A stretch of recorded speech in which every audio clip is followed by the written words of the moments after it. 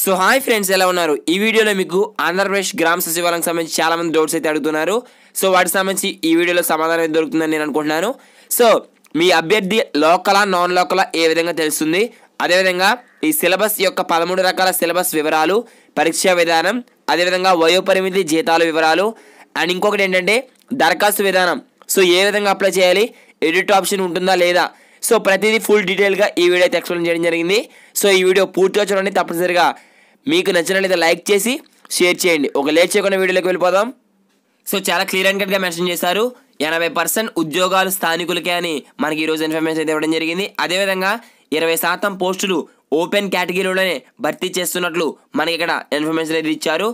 So జిల్లా యూనిట్గా స్థానికత నిర్ధారణ, అయితే ఎస్సీ ఎస్టీ బీసీలకు వయో పరిమితిలో సడలింపు, 5 ఏళ్ల సడలింపు, గ్రామ వార్డు సచివాలయాల్లో ఉద్యోగ నియామకాలపై స్పష్టత ఇచ్చిన సర్కారు.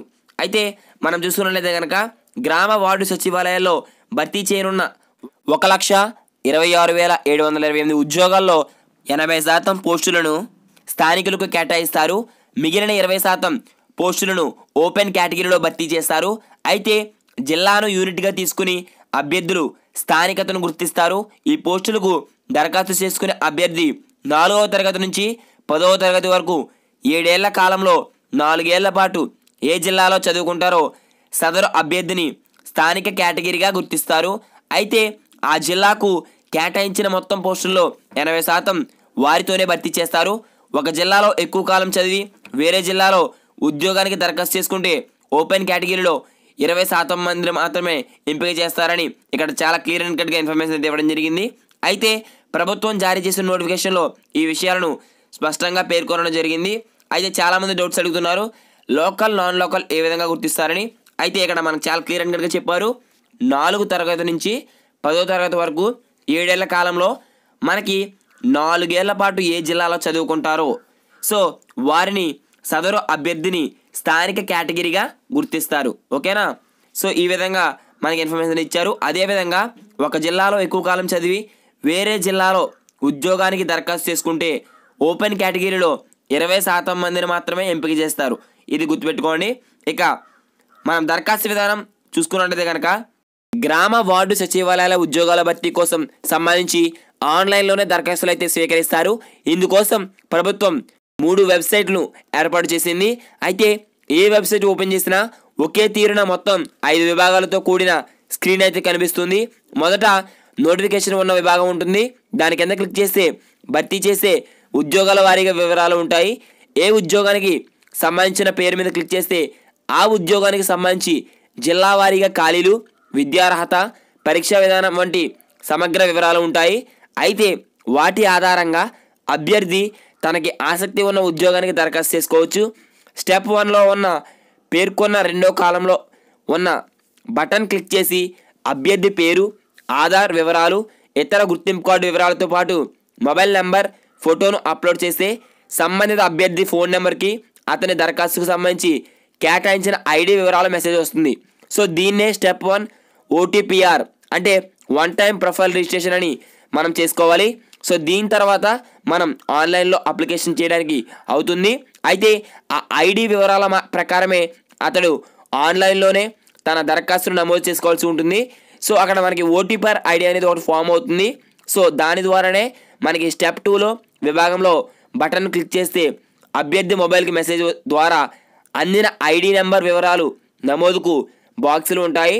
అయితే ఆ ఐడి నెంబర్ నమోదుతో పాటు తాను ఏ పోస్టుకు దరఖాస్తు చేసుకున్నారనే వివరాలను అక్కడ నమోదు చేస్తే పూర్తి దరఖాస్తు ఫారం నమూనా ఓపెన్ అవుతుంది.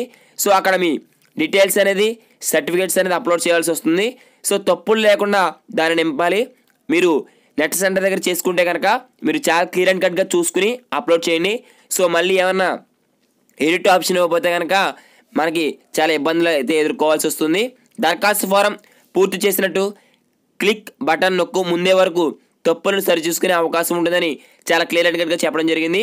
అయితే మీరు అంతా ఫిల్ చేశాక ఒక 2 or 3 టైమ్స్ ఒకసారి చెక్ చేసుకోండి, ఇబ్బంది ఏమీ లేదు.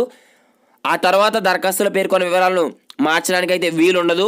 4వ కాలంగా అభ్యర్థి దరఖాస్తుకు సంబంధించి చెల్లించాల్సిన ఫీజుల వివరాలు ఉంటాయి. అక్కడ బటన్ క్లిక్ చేస్తే దరఖాస్తు ఫీజు చెల్లాల్సి ఉంటుంది. అదేవిధంగా చివరన గ్రామ సచివాలయాల ఉద్యోగాల భర్తీకి సంబంధించి ప్రభుత్వం జారీ చేసిన జీవోల వివరాలు ఉన్నాయి. అభ్యర్థికి ఏమైనా సమాచారం కావాలంటే అక్కడ తెలుసుకోవచ్చని మనకి చాలా క్లియర్ అండ్ కట్గా ఇన్ఫర్మేషన్ అయితే ఇవ్వడం జరిగింది. సో ఈ విధంగా మీరు అప్లికేషన్ అనేది అప్లై చేయండి. సో ఫ్రెండ్స్, మనం చూసుకున్నట్లయితే పోస్టుల వారీగా పరీక్షా విధానం వివరాలు అంటే ఈ 13 రకాల పోస్టులు పరీక్షా విధానం ఏ విధంగా ఉండబోతుంది, అదేవిధంగా వీటి యొక్క సిలబస్ మనం చూసుకున్నట్లయితే కనుక సో ఫస్ట్ వన్ పంచాయతీ కార్యదర్శి. సో దీనికి పేపర్ 1 సిలబస్ ఎన్ని మార్కులకు ఉంటుందంటే 75 మార్కులు. సో ఈ పేపర్ 1లో జనరల్ స్టడీస్ మెంటల్ ఎబిలిటీకి 75 మార్కులకి అయితే పేపర్ 1 నిర్వహిస్తారు. పేపర్ 2 వచ్చి సిలబస్ 75 మార్కులకు ఉంటుంది. ఇందులో చరిత్ర, ఎకనామిక్, జాగ్రఫీ, పాలిటిక్స్ సో ఈ 4 అంశాల మీద 75 మార్కులకు ఉంటుంది. ఓకేనా, పంచాయతీ కార్యదర్శికి. అండ్ సెకండ్ వన్ గ్రామ రెవెన్యూ ఆఫీసర్ గ్రేడ్ 2. సో ఈ విలేజ్ రెవెన్యూ ఆఫీసర్కి పేపర్ 1 వచ్చి జనరల్ స్టడీస్ మెంటల్ ఎబిలిటీ 50 మార్కులకు నిర్వహిస్తారు. ఇక పేపర్ 2 వచ్చి డ్రాయింగ్ అండ్ సర్వే, ఇది 100 మార్కులకు ఉంటుంది. ఓకేనా. అండ్ థర్డ్ వన్ వచ్చి ఏఎన్ఎం. సో ఈ ఏఎన్ఎం అనేది పేపర్ 1 సిలబస్ మనం చూసుకున్నట్లయితే కనుక జనరల్ స్టడీస్ మెంటల్ ఎబిలిటీ 50 మార్కులకు ఉంటుంది. అదేవిధంగా వీరి యొక్క ఎంపీహెచ్డబ్ల్యూ కోర్స్కి సంబంధించి 100 మార్కులకి ఎగ్జామ్ ఉంటుంది. ఓకేనా. అండ్ ఫోర్త్ వన్ పశుసంవర్ధక శాఖ సహాయకుడు. సో దీనికి సంబంధించి 50 మార్కులకి పేపర్ 1 సిలబస్ అయితే ఉంటుంది జనరల్ స్టడీస్ మెంటల్ ఎబిలిటీ అంశాల మీద. పేపర్ 2 వచ్చి పశుసంవర్ధక సబ్జెక్ట్పై 100 మార్కులకు ఉంటుంది.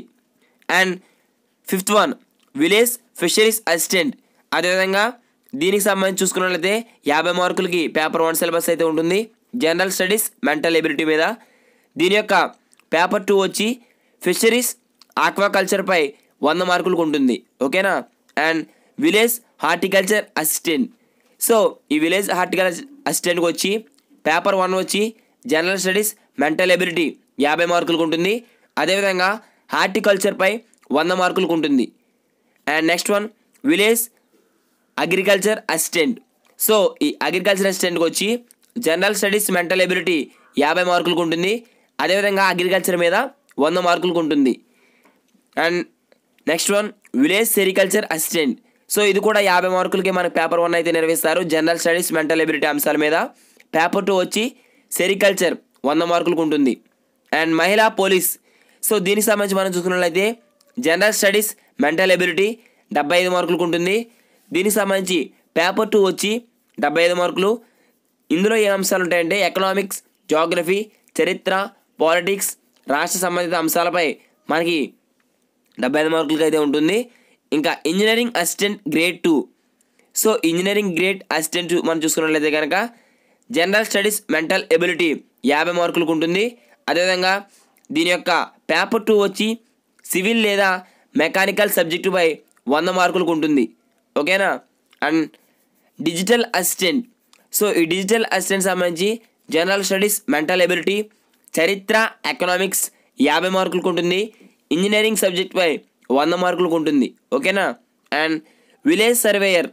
సో ఈ విలేజ్ సర్వేయర్ సంబంధించి మనం చూసుకున్నట్లయితే కనుక జనరల్ స్టడీస్ మెంటల్ ఎబిలిటీ, చరిత్ర, ఎకనామిక్స్ 50 మార్కులకు ఉంటుంది. ఇక సర్వే సబ్జెక్ట్ మీద పేపర్ 2 100 మార్కులకి నిర్వహిస్తారు.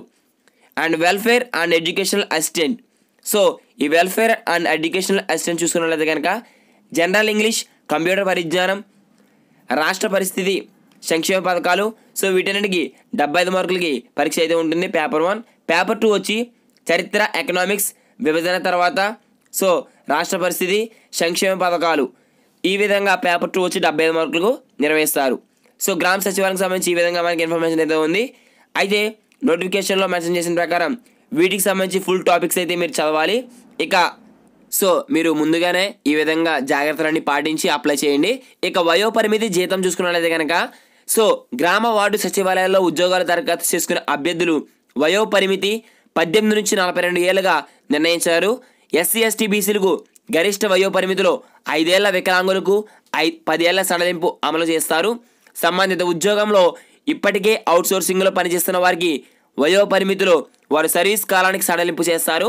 గరిష్ట వయోపరిమితిలో అత్యధికంగా 5 ఏళ్లు సడలింపు ఇస్తారు. జిల్లా స్థాయి కమిటీ ఆధ్వర్యంలో జరిగే రాత పరీక్ష అనంతరం ఎంపికయ్యే అభ్యర్థి మొదటి 2 ఏళ్లు 15,000 రూపాయల చొప్పున గౌరవ వేతనం ఇస్తారు. అయితే ఆ తర్వాత పూర్తిస్థాయి ప్రభుత్వ ఉద్యోగి హోదా కల్పిస్తూ బేసిక్ శాలరీ అనేది అమలు చేయడం జరుగుతుంది. పంచాయతీ కార్యదర్శి, వార్డ్ అడ్మినిస్ట్రేటివ్ సెక్రటరీ పోస్టులకు 15,030 రూపాయల నుంచి 46,060 రూపాయల మధ్య బేసిక్ శాలరీ నిర్ణయించగా, మిగిలిన పోస్టులన్నిటికీ 14,600 రూపాయల నుంచి 44,870 రూపాయలు మధ్య బేసిక్ శాలరీగా అమలు చేయనున్నట్లు మనకి పేర్కొనడం జరిగింది. సో ఈ విధంగా మనకి ఇన్ఫర్మేషన్ అనేది ఇచ్చారు.